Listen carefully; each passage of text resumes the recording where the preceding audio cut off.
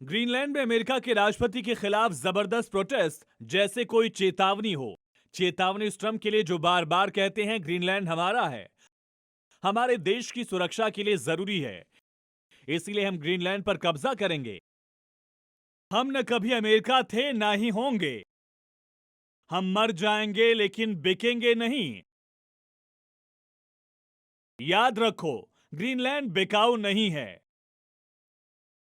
लेकिन यूरोप से लेकर ग्रीनलैंड तक एकजुट हुई भीड़ ट्रंप के खिलाफ कैसे आग उगल रही है, ये भी सुनिए। ये सारे बयान ट्रंप के उन बयानों के खिलाफ हैं जिसमें उन्होंने ग्रीनलैंड पर कब्जे की बात कही, लेकिन लोग उसके खिलाफ -2 डिग्री में भी घरों से बाहर निकले।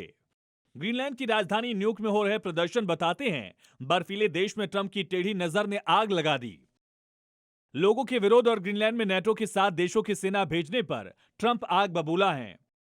उन्होंने डायरेक्ट अटैक की बात तो नहीं की, लेकिन ग्रीनलैंड का साथ देने वाले देशों पर एक्स्ट्रा टैरिफ लगाने का ऐलान कर बेहद घातक संदेश दिया है। ट्रंप ने यूरोप के 8 देशों पर 1 फरवरी से 10% टैरिफ लगाने का ऐलान किया। इसमें Britain, France, Germany, Denmark, Norway, Sweden और नीदरलैंड जैसे देश हैं। ये सभी नेटो के सदस्य हैं और ग्रीनलैंड पर ट्रंप के दावे के खिलाफ हैं। ट्रंप ने कहा कि देश अगर विरोध पर अड़े तो जून से टैरिफ 25% कर देंगे।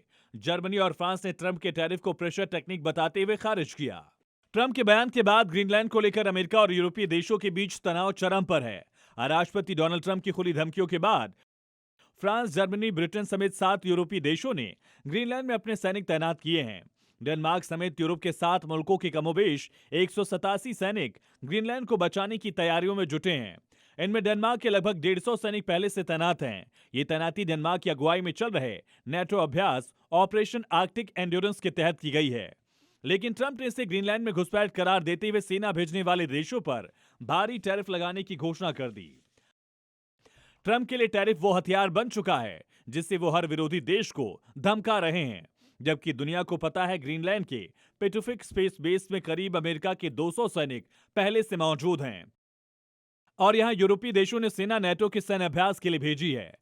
लेकिन नेटो का मेंबर होने के बावजूद ट्रंप ने न सिर्फ ग्रीनलैंड पर आउट ऑफ टर्न पॉलिसी अपनाई, बल्कि हमलावर अंदाज में धमकी भी दी। ग्रीनलैंड पर मौजूदा कंट्रोल डेनमार्क का है। जर्मनी के विदेश मंत्रालय ने तो यहां तक कह दिया कि वो क्षेत्र में सुरक्षा सुनिश्चित करने और डेनमार्क का समर्थन करने के लिए 13 लोगों की एक टीम भेजेगा। ऐसे में ट्रंप का टैरिफ वॉर कितना कारगर होगा कहना मुश्किल है, क्योंकि ग्रीनलैंड की सुरक्षा के लिए वो देश आवाज उठा रहे हैं जो नेटो जैसे सैन्य संगठन में अमेरिका के सहयोगी हैं। यानी नेटो का भविष्य अमेरिका की जिद की वजह से खतरे में है। अगर ग्रीनलैंड पर ट्रंप पीछे नहीं हटे तो मुमकिन है कि एक सैन्य संगठन के तौर पर नेटो बिखर जाए। ब्यूरो रिपोर्ट, जी मीडिया।